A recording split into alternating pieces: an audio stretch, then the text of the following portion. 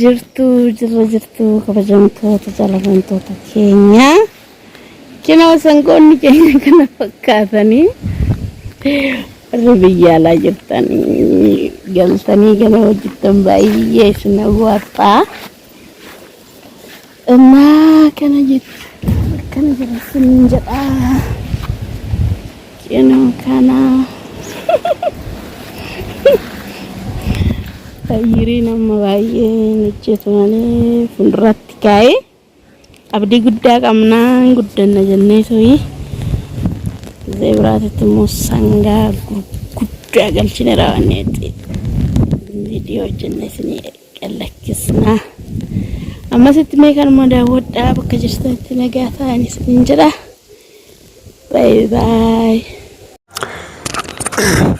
jirra jirtanii kabajamtoota hordoftoota Diidaa Tube kan biyya keessa jirtaniif biyya alaa jirtan nageenya waaqayyoo akkuma yeroo marasin jedhu tulluurra qaari'eetoo bishaan lagaa ceetoo isin bira haa ga'u jechaa ta'u kabajamtoota hordoftoota keenya egaa obboleettii teenya biyya Dubaay moo Kuweet moo Saawudiidha moo eessarraa dhufte?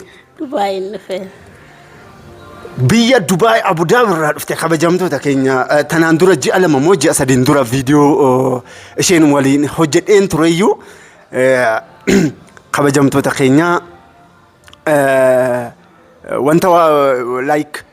wanta baay'ee nu dabarsitee turteyyuu mudannoo ishee muddate akkasumas immoo warra ishee wajjin mana keenya dhufteetu jechuudha mudannoo baay'ee nu waliin dabarsitee turteyyuu har'ammoo jechuudha kabajamtoota hordoftoota teenya akkuma argaa jirtan obboleettiin teenya tun chaanaalii qabdi chaanaalii kana bitachuudha moo gurgurachuu barbaadda? Gurgurachuun barbaada.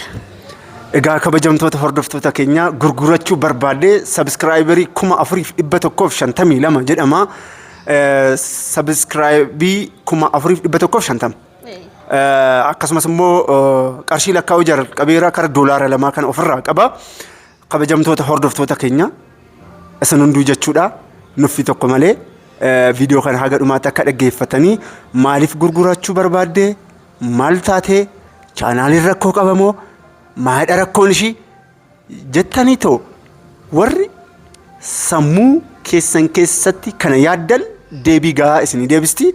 Dursamee maqaa kee akkasumas yaada jiru waliin. Ishee maqaan kiyya Alamituu Dachuun jedhama.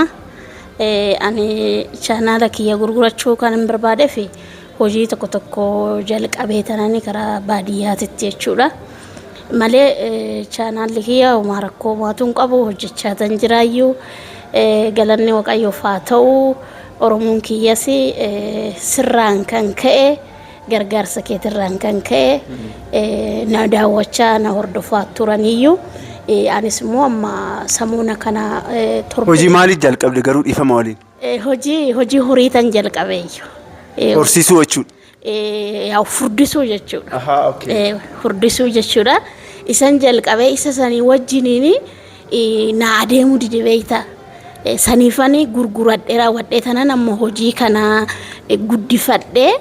Hojii sanillee fuulduraaf immoo namallee itti godhadhee tanan as deebi'ee mooyyuu chaanaala kana akka haaraatitti haala mimmijeeffadhee nan dhufaa karaa Oromootitti malee kana gurguradhee asumaanan hafaa as dhugaa rabbi jechuu kiyyaa muti saniifuu amma kanan jalqabee kanaafan kanan gurgurachuu barbaade Oromoo koo kanaa beektanii kanan barbaade kaamee. Yani nabira jiru kana jechuudha Diidaa kiyya. Anyways kabajamtoota hordoftoota keenya dhugumaa hojiin horii furdisuu jechuudha baay'ee namatti ulfaata. Akka tasaa ta'ee waggaa lama yookaan immoo waggaa sadeen dura jechuudha. Itaaliyaan lukkuu horsiisuu jalqabdee turteeyyuu baay'ee biizii nama godha baay'ee namatti ulfaata. Dhugumaa horii furdisuun horii horsiisuun baay'ee nama dhiba akkuma isheen jette jechuudha baadiyyaa deematoo jechuudha baadiyyaa bulaatoo isaan wajjin walii gad nyaata isaanii fidaatoo bishaan dhobaasatu baay'ee namatti ulfaata so chaanaalii qabdu kana yoo irratti hojjennu immoo jechuudha baay'ee namatti ulfaata viewun kee illee baay'ee gadi bu'a. So warreen chaanaalii subscriberii 4152 moo akkana kan ta'u kana warreen bitachuu barbaadan karaa keessatti duwwaa 9 haloonaan jedhaayi waliin haasofna. Isinitti maqarshiisaa meeqan akka gurguramu isin hunduu karaa keessatti na dubbisan sin jedha. Mee egaa akkuma beekamu viidiyoo irratti bilbila ishee irra jechuudha. Horii isheen furdistu horii isheen horsistu san jechuudha ni ilaalla gidduudhaan jechuudha rakkoo hin qabu. Viidiyoo kana boruun isinii gadhiisa. Baay'ee namatti ulfaata dhuguma garuu isin maal gochuu qabdanii warreen chaanaalii kana bitachuu barbaadan na dubbisuu hin dandeessanii qarshii $2 ofirraa qaba. Isin hunduu jechuudha ilaaltanii too chaanaalii isinifan teechisaa liinkii isaa laalatii bitachuu hin dandeessan. Duwwaa 9201779 haloo naan jechaa too gatii isaa gaafachuu hin dandeessan jechuudha qaxaleewwan kiyya. Isa kana wanti biraa wanti dabarsu jira moo sila akkam? Wanti dabarsu kanuma warri na hordoftanii warra amma na jajjabeechitanii baay'een isin galateeffadha. Anis immoo masitti viidiyoo yoo natti tole isin hojjechuu hin danda'a. Waaqayyo isin eebbisu warri na hordoftan warri na jajjabeechitaniin isin jedha. Asirraan immoo didaa baay'een galateeffachuu barbaada. Amma arraatitti na jajjabeechee na gorsee waa hunda isin biraan kan nagee isa didaa jechuun nama qallaalii muti. Dhugaa Rabbii ani waaqayyo isaa eebbisuun hin jedha.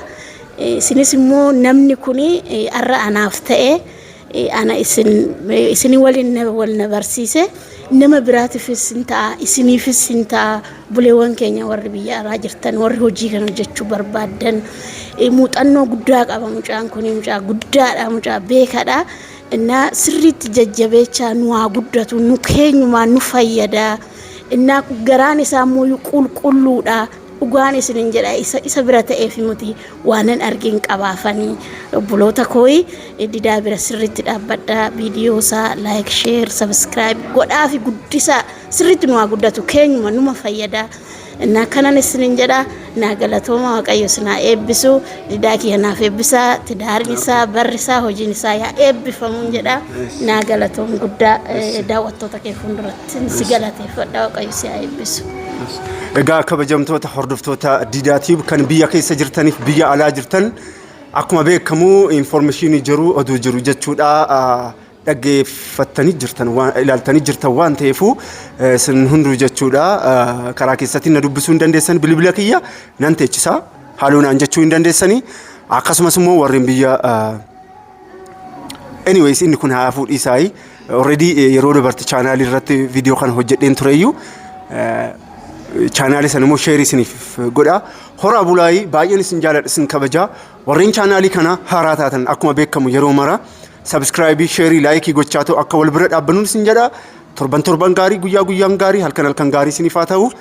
Nagaan naa jedha. Ciao.